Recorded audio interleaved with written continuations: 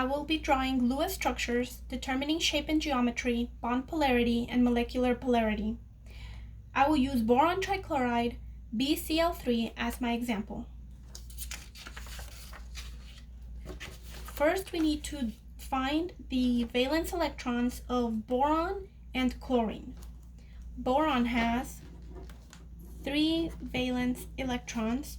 Chlorine has 7 valence electrons.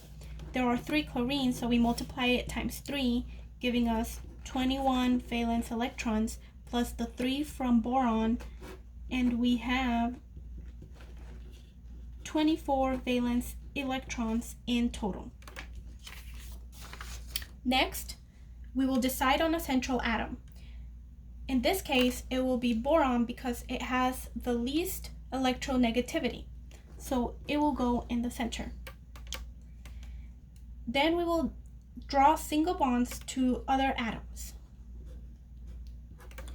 We have 3 chlorine that go around boron, and we will place any remaining electrons in pairs on the outer atoms. So we already used 6 and we have 18 left over, so we will place the 18 around the 3 chlorine. 2, 4, 6, 8, 10, 12, 14, 16, 18, 20, 22, 24. And if there were any remaining electrons, we would place them on the central atom, but there aren't any. And the octet rule says that chlorine will be happy with 8 electrons. We notice that boron only has 6 electrons, but boron is an exception to the octet rule, so it's happy with 6 electrons. So we have determined that boron and chlorine are both happy with the electrons that they have. And we have used up all 24 of the valence electrons. So we are done with the Lewis structure. Next, in order to determine the shape, we must first determine its geometry. To do that, we will use BSE-PR, valence shell electron pair repulsion theory. That means that the atoms attached to the central atom don't like to be near each other, so they always separate the best that they can. In this case, the best that they can separate is at 120 degrees.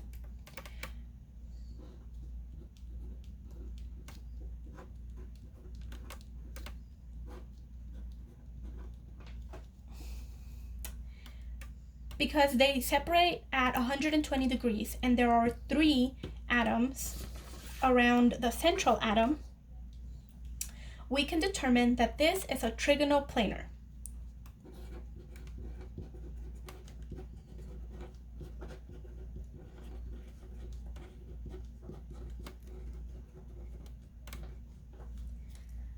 We can now determine its shape. Since it's a trigonoplanar with 3 atoms and surrounding central atoms, there are no lone pairs. This is also the shape of a trigonoplanar. All the atoms are in the same plane and the bond angles are 120 degrees.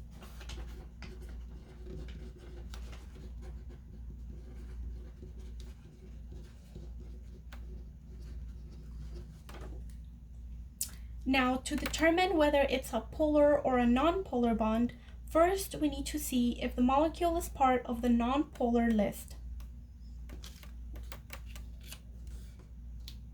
The list is CH, CS, SH. Because boron trichloride is not part of the list, we can determine that it is a polar bond. We must check that boron or chlorine has higher polarity. We do this by using FOClNBRISC. Whichever one of the two is closer to F determines which one is higher in polarity. In this case, it's chlorine. So next, in order to determine its molecular, if it's a non-polar or a polar molecule, we must use our rules.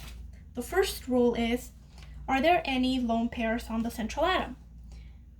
We have determined that there are no lone pairs on the central atom. Are there no polar bonds? We have established that there are polar bonds.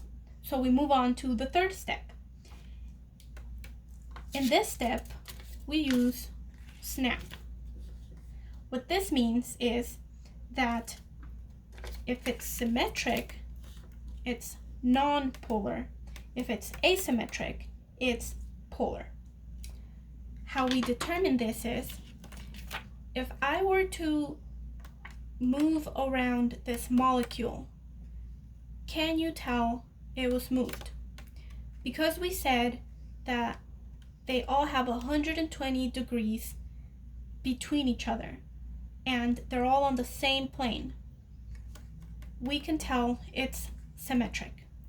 So using the rules, we now know that it is a non-polar molecule.